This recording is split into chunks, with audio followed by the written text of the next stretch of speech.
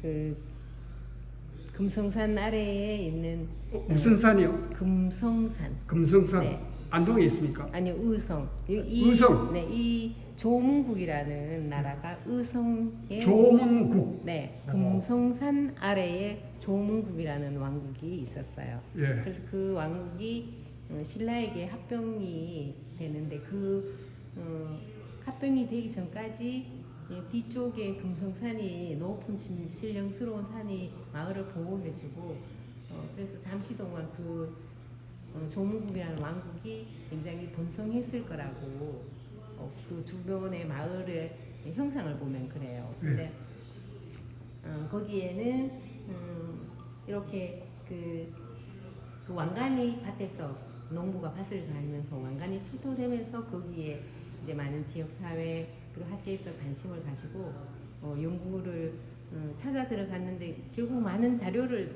수집할 수도 없었고 너무 이미 오래된 이야기여서 경대 사학과에 계시는 교수님께서도 뭐 국회 도서관에도 가고 논문도 자꾸 많이 하셨는데 결국 화랑세기에 한 줄이 나오더라고요. 그 의성의 금성산 아래 조문국이 있었다는 그 이야기가. 네. 그래서 제가 그런 잠시 머물다가 사라진 그 나라에 대한 이야기를 제가 나름대로 이렇게 그림으로 표현했습니다. 저 위에 왕관이네요. 네, 그 왕관을 그때는 그 여왕이 있었을 거라고 모계사회였을 거라고 생각하고 그리고 모계사회. 네, 금성산이라는 황금이 좀 더 많았을 거라고 그 생각을 해서 또 거기에 그 지금 현재까지도 그 의성 토기가 굉장히 특별하게 지급이 되고 있어요. 그래서 그 왕녀가 그 금성산 아래의 계곡이 빙계 계곡이라는 아주 차가운 물이 흐르는 그런 빙혈이 있는 그 계곡가에 의성 토기를 가지고 물을 기르러 가는 그런 장면이에요. 그러면 하늘에서 봉황이 내려와서 그 물을 마시고 공주를 그 후대를 잉태하게 해준다 이런 이야기를 여기에 담았어요. 그리고 또 이것은 저기 왕관이 저렇게 왕관이. 네, 숟가락처럼 저렇게 세 개가 서 있는데 구멍이 두 개가 있어요. 그래서 왜 저렇게 구멍을 뚫었을까? 저는 이제 제 나름대로 그 조문국이 세조자는 아니었었어요. 근데 제가 왕관을 쓰고 이렇게 새처럼 동물처럼 봉황처럼 멀리 보라는 그런 의미에서 이렇게 왕관에다가 눈을 했을 거라고 이제 제 작가의 그냥 상상력으로 저렇게 해서 왕녀가 이제 잉태를 이렇게 해요. 그래서 그 빙계 계곡 맑은 물가에 가서 조문금이라는 악기를 검은고도 아니고 가야금도 아닌 그 검은고 이전의 가야금 이전의 악기가 조문금이라고 제가 생각을 해서 거기에서 이렇게 연주를 하면 하늘에서 황금 바구니를 타고 봉황이 이렇게 내려오고 또 보면 여기 동물이 두 마리가 있어요. 그리고 이때 보면 젖이 굉장히 많아요. 이렇게 빨갛게 젖이 많아요. 그래서 왕녀가 조문금 악기를 켜면 이렇게 동물들도 많은 새끼를 낳아서 다산을 하고 그리고 즐거워서 춤을 추고 손뼉을 치고 이렇게 즐거워하니 어찌 백성들에게 태평성세가 아니었을까 이런 제가 스토리를 만들어서 그림으로 이렇게 200호의 그림을 6점을 그려서 여기에 저쪽에도. 네, 저기에도 전시를 하고 있어요. 6쪽 하나. 네, 저쪽 전시실에도 가면 그림이 있고, 5, 6. 네, 200호짜리가 있고 여기에는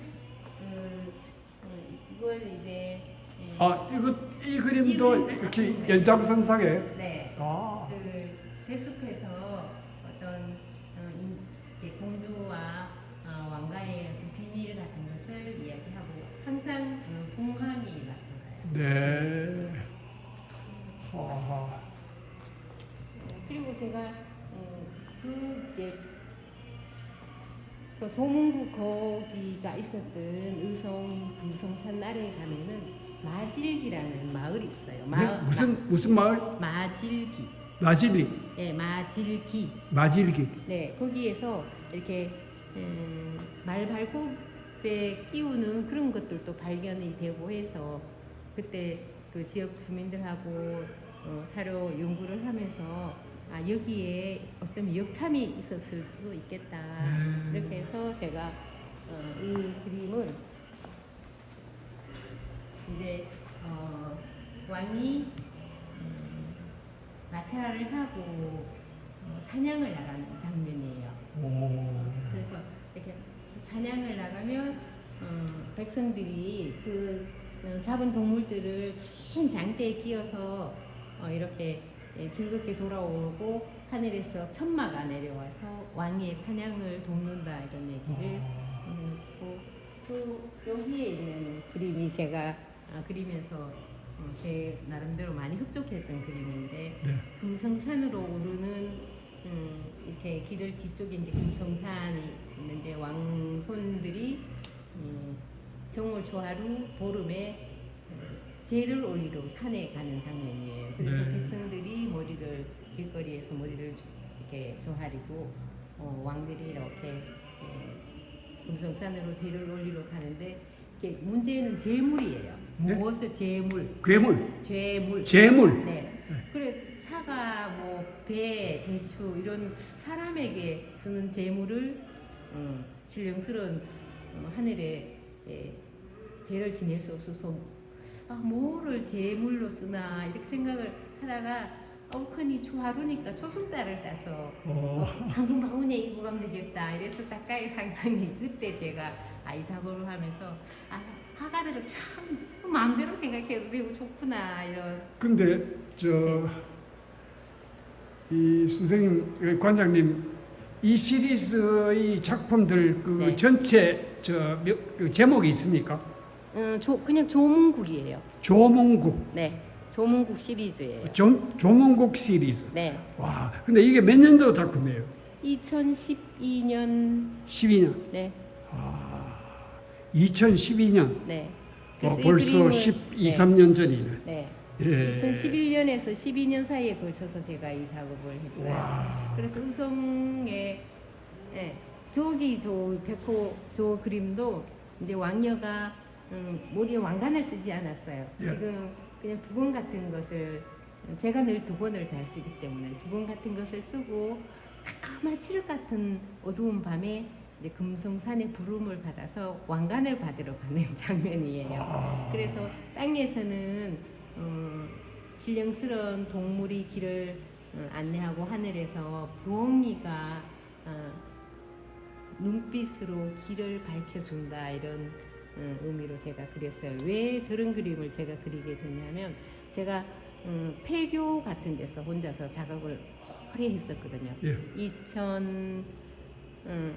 2000 우리나라의 폐교가 시작된 게 1995년에 초등학교가 폐교되기 시작했어요. 네. 그래서 그 초등학교가 폐교되는 그 학교에서 제가 그림을 그렸는데 그 학교가 폐교된 학교들이 다들 보면 규모가 작고 시골의 산골에 있기 때문에 네, 그렇죠.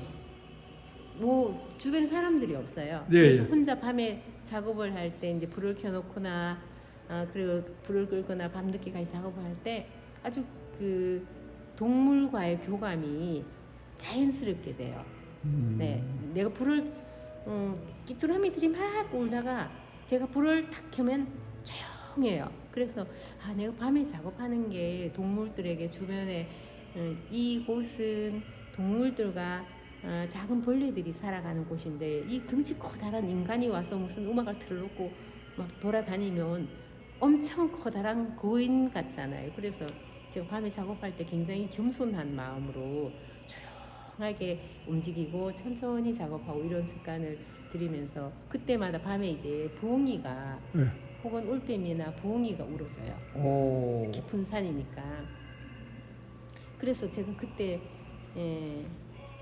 그 소리를 듣고 잠들지 마라 깨어 있으라고 늘 깨어 있으라 그리고 의식을 나의 정신을 잠재우지 않는 그런 것들을 어떤 작은 동물들로부터 제가 많이 배우게 됐어요. 그래서 제 그림에 이런 부엉이나 올빼미나 뭐 동물들이 많이 나와요. 아는 분들이 저한테 좀 책을 쓰고 일상을 글로 좀 쓰라고 하는데 두 가지를 제가 제 옛날에 바느질을 해봤어요. 그림을 그리다가 커튼도 만들고 바느질을 해보니까 제가 성격이 빨리 이게 커튼을 완성을 해서 걸어놓고 싶어서 예.